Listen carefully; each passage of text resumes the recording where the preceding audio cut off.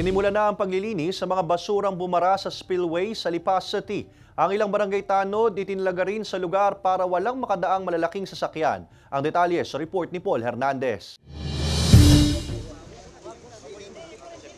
Sinimulan ng linisin ang mga naanod na basura sa spillway sa Sitio Tejero sa Lipas City. Ayon sa mga taga-barangay Pinagkawitan, strikto nang hindi pinadaraanan sa mga four-wheeled vehicle ang spillway dahil sa posibilidad na pagbigay ng daan. Sa mga light vehicles lang siguro, mga single na motor, yung mga tricycle, maaari yun.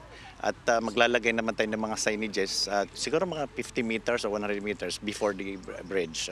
May magtatanod na rin daw sa lugar para abisuhan ang mga malalaking sasakyang magpupumilit dumaan. Sa steel bridge din na ito, pwedeng dumaan ang mga nagmomotorsiklo at nakabisikleta. At i-maintain natin yung rubing para bigyan din ng paalala na hindi pa talaga pwedeng madaanan ng mga heavy equipments kasama yung mga malalaking truck. Sisimulan anumang araw ang pagre-realign ng culvert sa ilalim. Ayon sa City Engineer's Office, bago matapos ang taon, magagawa ang spillway. Hindi ko masabi sa yung time frame, pero expecting na kung maaari ay mabig siya as the soonest possible time.